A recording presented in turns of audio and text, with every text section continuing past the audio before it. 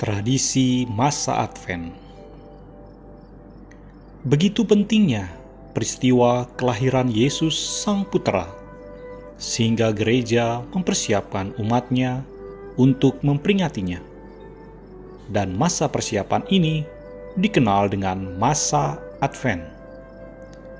Kata Advent sendiri berasal dari kata Adventus dari bahasa Latin yang artinya kedatangan.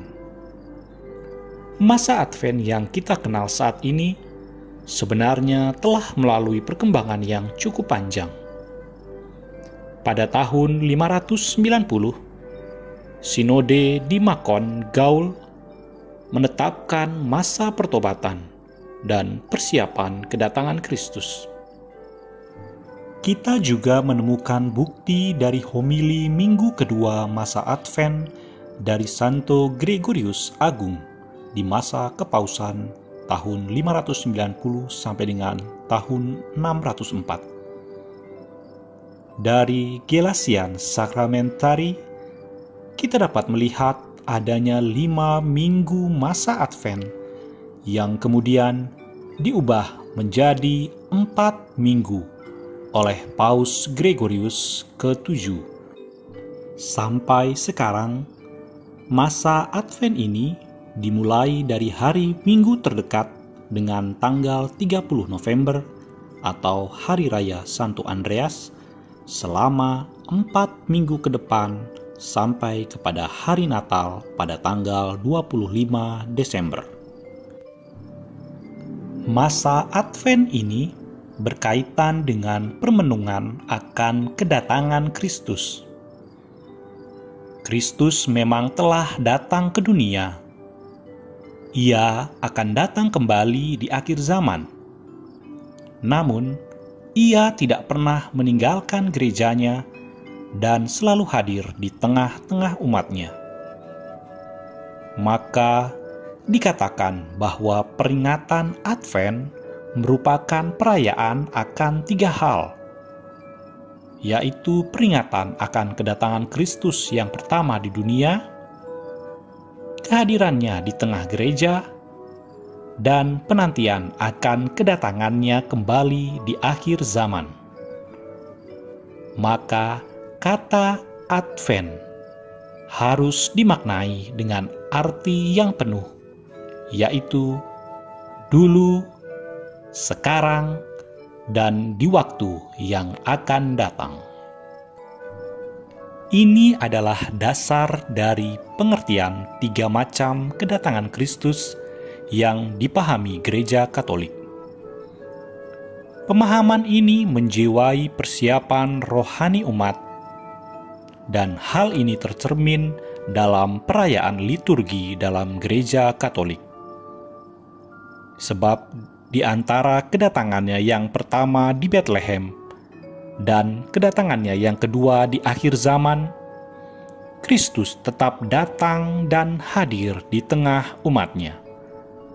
Hanya saja, masa Advent menjadi istimewa karena secara khusus gereja mempersiapkan diri untuk memperingati peristiwa besar penjelmaan Tuhan menjelang peringatan hari kelahirannya di dunia. Katekismus Gereja Katolik 524 menuliskan, dalam perayaan liturgi Advent, gereja menghidupkan lagi penantian akan Mesias. Dengan demikian, umat beriman mengambil bagian dalam persiapan yang lama menjelang kedatangan pertama penebus dan membaharui di dalamnya kerinduan akan kedatangannya yang kedua. Dengan merayakan kelahiran dan mati syahid Sang Perintis, gereja menyatukan diri dengan kerinduannya. Ia harus makin besar dan aku harus makin kecil. Dikutip dari Injil Yohanes bab 3 ayat 30. Pada masa Advent, umat Katolik sering melakukan ulah kesalehan yang baik, yang berakar selama berabad-abad.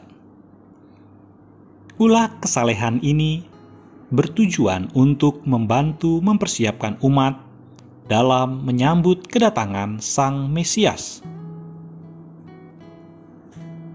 Semua ulah kesalehan ini mengingatkan umat akan Sang Mesias yang sebelumnya telah dinubuatkan melalui perantaraan para nabi dalam Perjanjian Lama. Ulah kesalehan ini juga mengingatkan umat Allah akan Kristus yang lahir dari perawan Maria dengan begitu banyak kesulitan, yang akhirnya terlahir, namun terlahir di kandang, di tempat yang kurang layak. Mari sekarang kita membahas persiapan rohani yang terkait dengan masa Advent. Yang pertama adalah tentang persiapan spiritual. Karena masa Advent adalah masa penantian yang harus diisi dengan pertobatan, sehingga kita mempersiapkan diri untuk menyambut kedatangan Kristus, maka sudah seharusnya umat Allah mempersiapkan diri secara spiritual. Persiapan yang terbaik adalah dengan lebih sering menerima sakramen Ekaristi dan juga menerima sakramen tobat. Sakramen Ekaristi menyadarkan kita akan kasih Allah yang memberikan putranya untuk bersatu dengan kita, yang dimulai dengan peristiwa inkarnasi. Sakramen tobat menyadarkan kita bahwa kita sebenarnya tidak layak menyambut Kristus karena dosa-dosa kita, namun Kristus datang ke dunia untuk menyelamatkan kita dari belenggu dosa. Masa Advent adalah waktu yang tepat untuk terus bertekun dalam doa-doa pribadi dan membaca kitab suci.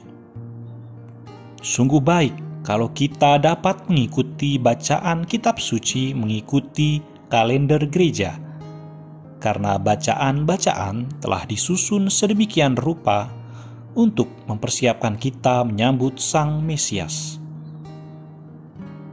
Dalam masa Advent ini, ada sebagian umat yang juga menjalankan novena Maria dikandung tanpa noda, novena Natal, dan novena kanak-kanak Yesus. Karena gereja memperingati Maria dikandung tanpa noda pada tanggal 9 Desember, maka penghormatan kepada Bunda Maria yang melahirkan Kristus juga dipandang sebagai devosi yang baik.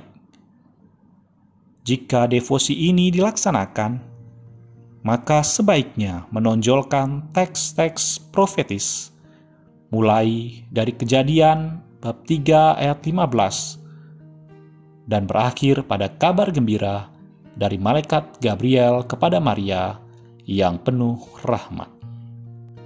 Yang kedua adalah tentang lingkaran Advent. Lingkaran Advent adalah suatu lingkaran yang biasanya terbuat dari daun-daun segar dengan 4 lilin. Pada awal mulanya, sebelum kekristenan berkembang di Jerman, orang-orang telah menggunakan lingkaran daun yang atasnya dipasang lilin untuk memberikan pengharapan bahwa musim dingin yang gelap akan lewat. Di abad pertengahan, umat Kristen mengadaptasi kebiasaan ini dan memberikan makna yang baru pada lingkaran daun ini menjadi lingkaran Advent untuk menantikan kedatangan Mesias, Sang Terang. Dikatakan bahwa penyalaan lilin yang bertambah minggu demi minggu sampai hari Natal merupakan permenungan akan tahapan karya keselamatan Allah sebelum kedatangan Kristus yang adalah sang terang dunia yang akan menghapus kegelapan. Di dalam dokumen direktorium tentang kesalehan umat dan liturgi, tidak disebutkan warna lilin yang digunakan, sehingga umat dapat menggunakan lilin warna putih ataupun ungu. Karena masa Advent juga menjadi masa pertobatan, maka lilin dapat menggunakan warna ungu yang menjadi simbol pertobatan. Kemudian di minggu ketiga, atau disebut Minggu Gaudete atau Minggu Sukacita, dipasang lilin berwarna merah muda yang menyatakan sukacita karena masa penantian akan telah berjalan setengah dan akan berakhir. Ada juga kebiasaan yang meletakkan lilin putih di tengah yang dinyalakan saat masa Advent selesai, yang menyatakan bahwa Kristus telah datang. Yang ketiga adalah tentang antifon 7O. Gereja Katolik mengharuskan para imam untuk berdoa liturgi harian. Walaupun doa ini diperuntukkan untuk para imam, namun kaum awam juga dianjurkan untuk mendoakannya. Dengan demikian, alangkah baik kalau pada tanggal 17 sampai dengan 23 juga diadakan ibadah sore bersama-sama di gereja. Doa ini begitu indah dan dalam, sehingga seseorang dapat berdoa bersama dalam gereja. Doa berdasarkan sabda Tuhan dan doa bersama dengan para Santa Santo yang dirayakan dalam liturgi gereja. Dalam masa Advent, 7 hari sebelum Natal, yaitu tanggal 17 sampai dengan 23 Desember, didoakan antifon sebagai berikut. O sapientia, atau O kebijaksanaan. O Adonai, atau O Tuhan. O radix Jese, atau O pangkal Isai. O clavis David, atau O kunci Daud. O Oriens, atau O bintang fajar. O Rex Gentium, atau O Raja segala bangsa. Dan O Emmanuel, atau O Tuhan beserta kita. Kalau kita mengambil inisial dari doa tersebut, mulai dari sebutan yang terakhir, maka akan membentuk kalimat Erokras, yang artinya besok aku akan datang.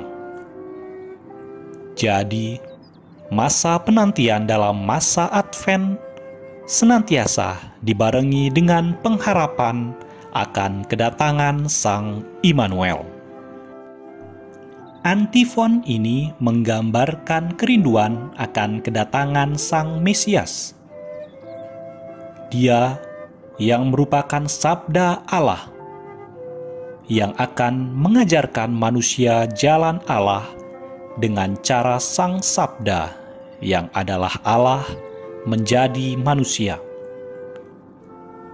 Bagaimana pemenuhan dari janji ini? Hal ini dipenuhi secara bertahap dengan menggambarkan beberapa karakter. Kalau sebelumnya Allah menyatakan hukum-hukumnya dalam 2 loh batu, maka nanti Dia akan menyatakannya lewat sebuah pribadi. Pribadi ini akan datang dari keturunan Daud, yang menggambarkan inkarnasi, di mana semua raja akan bertekuk lutut.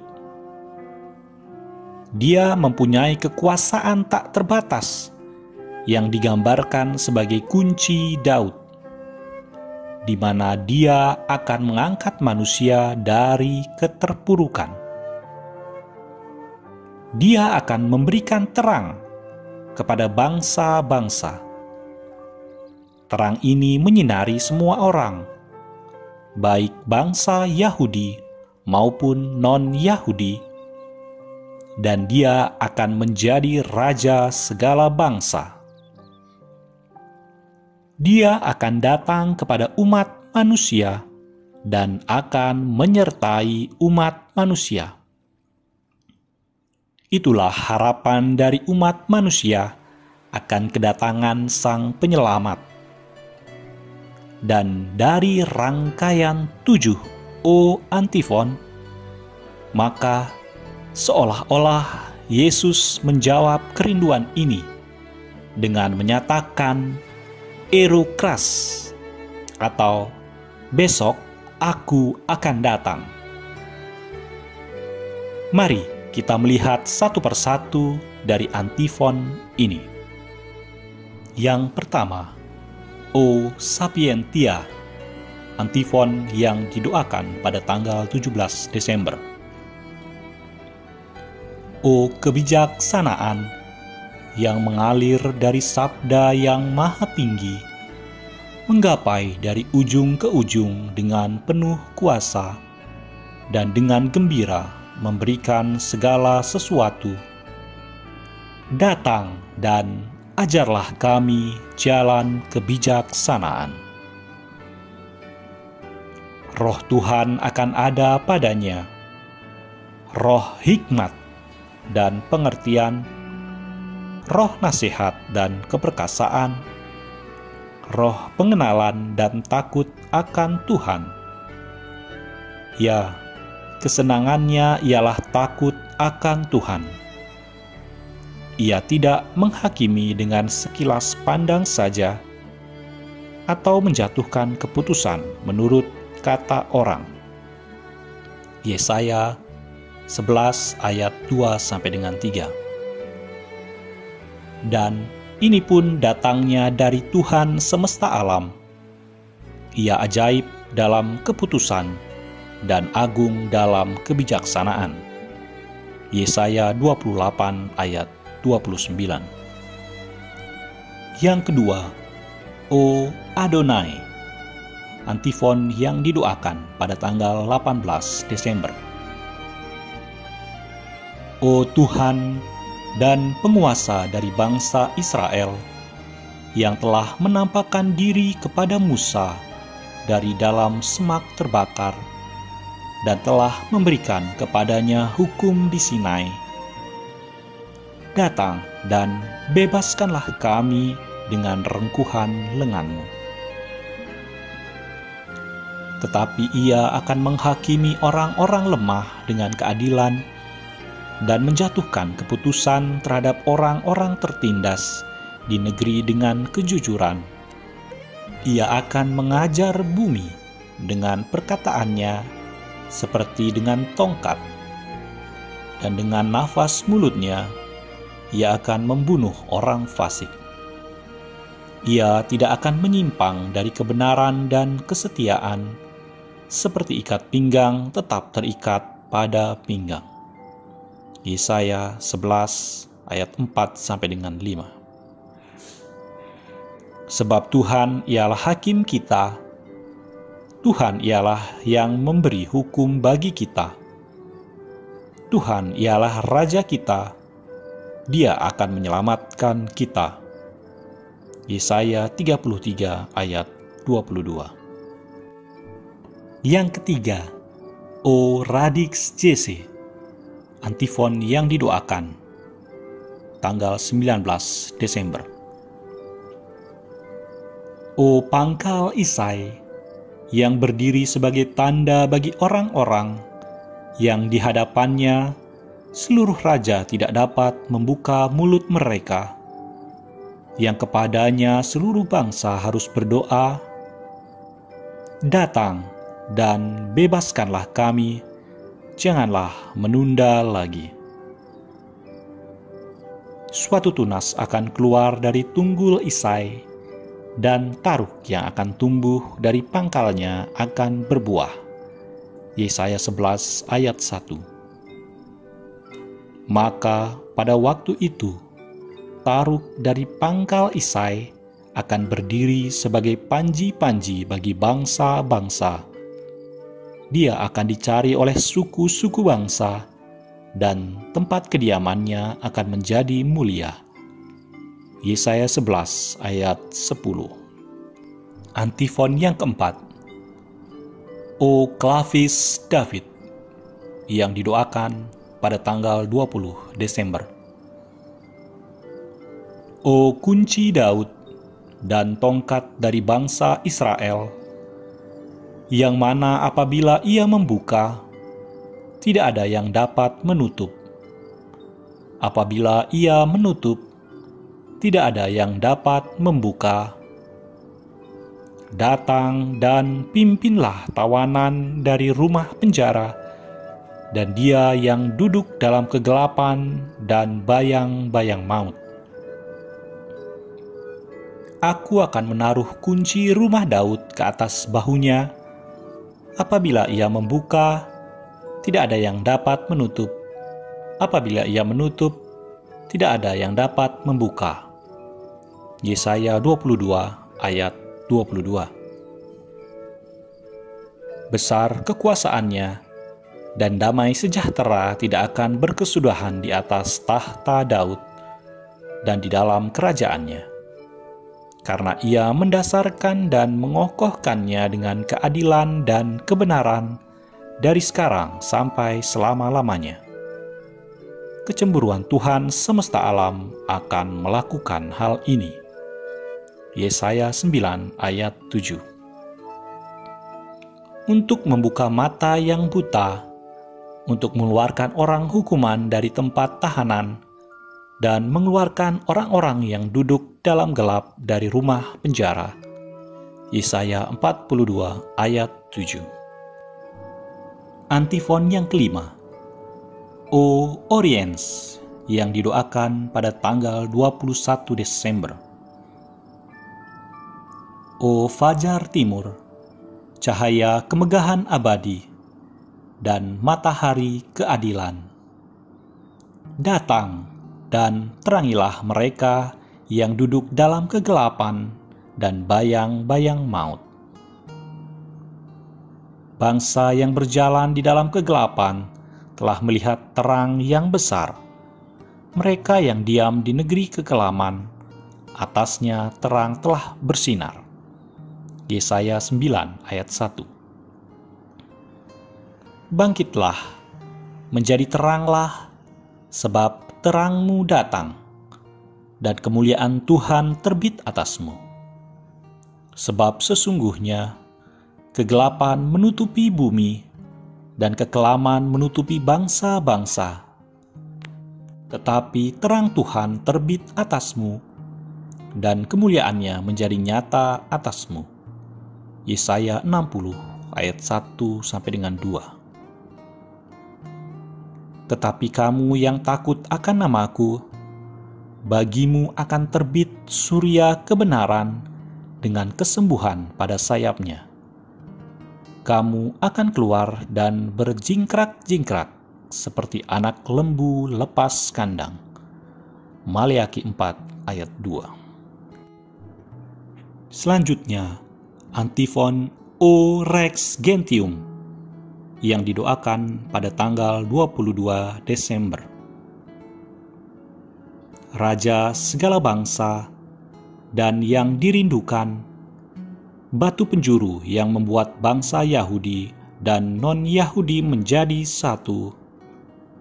Datang dan selamatkanlah manusia yang telah Engkau ciptakan dari debu tanah. Sebab seorang anak telah lahir untuk kita, seorang putera telah diberikan untuk kita. Lambang pemerintahan ada di atas bahunya, dan namanya disebutkan orang, Penasihat Ajaib, Allah yang perkasa, Bapa yang kekal, Raja damai. Yesaya 9 ayat 6. Ia akan menjadi hakim antara bangsa-bangsa dan akan menjadi wasit bagi banyak suku bangsa. Maka mereka akan menempa pedang-pedangnya menjadi mata bajak dan tombak-tombaknya menjadi pisau pemangkas. Bangsa tidak akan lagi mengangkat pedang terhadap bangsa, dan mereka tidak akan lagi belajar perang. Yesaya 2 ayat 4. Sebab itu, beginilah firman Tuhan Allah. Sesungguhnya, Aku meletakkan sebagai dasar di Sion sebuah batu, batu yang teruji, sebuah batu penjuru yang mahal, suatu dasar yang teguh. Siapa yang percaya tidak akan gelisah. Yesaya 28 ayat 16. Dan antifon yang ketujuh, O Emmanuel, yang didoakan pada tanggal 23 Desember. O Emmanuel, Raja dan Pemberi hukum kami, harapan dari semua bangsa dan keselamatan mereka, datang dan selamatkanlah kami, O Tuhan Allah kami. Sebab itu, Tuhan sendirilah yang akan memberikan kepadamu suatu pertanda. Sesungguhnya, seorang perempuan muda mengandung dan akan melahirkan seorang anak laki-laki, dan ia akan menamakan dia Immanuel. Yesaya 7 ayat 14. Mempersiapkan Natal dengan sungguh dan menangkap arti Natal. Dari pemaparan yang sudah disampaikan di atas, maka sesungguhnya menjadi jelas bahwa masa Advent adalah masa persiapan untuk menyambut kedatangan Kristus yang harus diisi dengan pertobatan, yaitu membersihkan rumah hati kita agar Kristus dapat lahir kembali di hati kita. Kalau kita mempersiapkan diri dengan baik, maka kita akan mengalami Kristus yang hadir di dalam hati kita, sehingga kita juga akan mempunyai tujuan yang sama dengan inkarnasi Kristus, yaitu untuk mengasihi dengan memberikan diri kepada sesama kita. Dengan kata lain, Natal mengingatkan kita untuk dapat berbagi kasih dengan sesama. Mari, pada masa Advent ini, kita mempersiapkan diri dengan sebaik-baiknya. Datanglah ya Tuhan, lahirlah secara baru di dalam hatiku.